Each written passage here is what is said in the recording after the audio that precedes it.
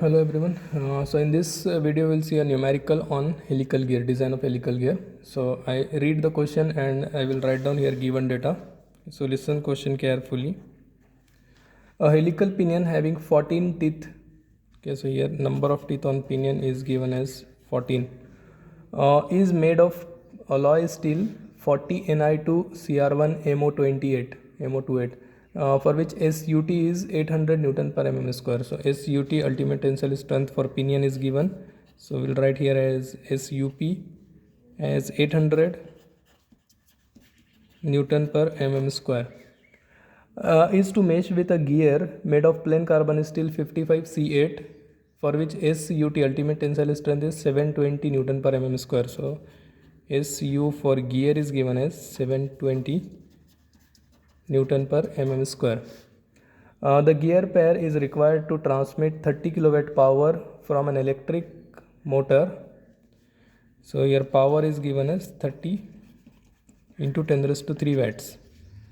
From an electric motor running at 720 rpm. Okay, so NP speed of pinion is given as 720 rpm to a machine running at 225 rpm.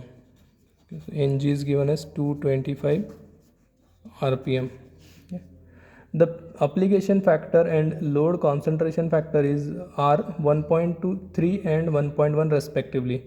So your application factor is given as CA, or you can call it service factor CS. Okay, so it is 1.3, and load concentration factor is nothing but load distribution factor, so CM as 1.1.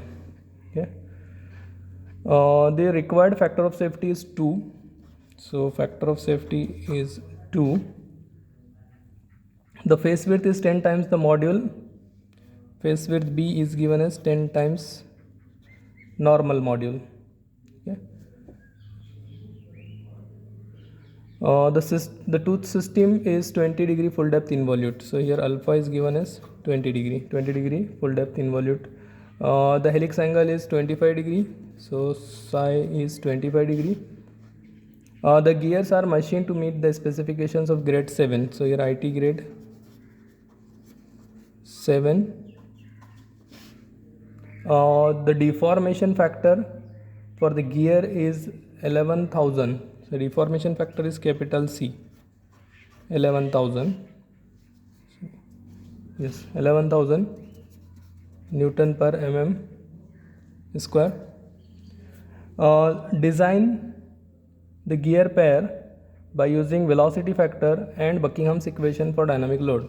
Okay, so you have to design the gear pair by velocity factor and Buckingham's equation. Okay. Suggest the surface hardness for the gear pair. So BHN you need to calculate. Here BHN is not given, so you need to calculate BHN. Yeah. Now we'll proceed. So solution. So your first step will be you have to find the weaker element. Okay. Step 1 will be weaker element. So sigma B and Y will decide the weaker element. Okay, so sigma B and Y, this product will decide the weaker element. So you have to find sigma BP into IP and sigma BG into IG. So first we find sigma BP is equal to SUP divided by 3. Now your SUP is given 800 divided by 3. So it is 266.67 Newton per mm square. Then sigma BG is nothing but SUG ultimate tensile strength for gear is divided by 3. So it is given as 720 divided by 3. So you will get 240 Newton per mm square. Then after that YP and YG you need to find. Now YP and YG required ZP and ZG. Okay, so here ZP is given 14 teeth, but ZG is not given. So ZG you can find from gear ratio. Here NP and NG both are given. So gear ratio I is equal to NP by NG is equal to ZG by ZP. So if you substitute your values, so your NP is 720 divided by NG is 225 is equal to ZG divided by ZP is 14. Okay, so if you cross multiply it, you will get ZG. So from this you will get ZG as 44.8. So you can round figure it to 45 number of teeth. Okay, then after that you have to calculate. Now here y sigma b into y dash will decide the recurrent because it is a helical gear. So here y dash required z dash. Okay, so we need to first find zp dash and zg dash. So zp dash is zp divided by cos cube psi.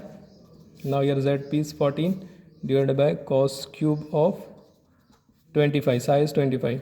Okay, so if you substitute here and if you solve it, you will get zp dash as 18.88. Now as it is a virtual gear, okay, it is an imaginary gear, so you have to leave this number of teeth as it is. Okay, it is not a real gear, so it is the number of teeth on imaginaries per gear, equivalent imaginaries per gear. So here you don't need to round figure it. Okay, so leave it number of teeth 18.8 as it is.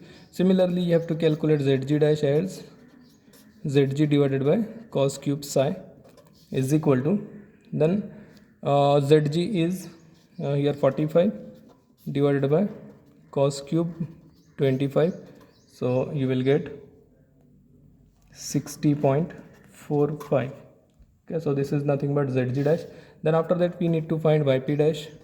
So yp dash is for 20 degree full depth involute system 0.484 minus 2.87 divided by zp dash is equal to, now if you substitute the value of zp dash as 18.8, you will get yp dash as 0.3313.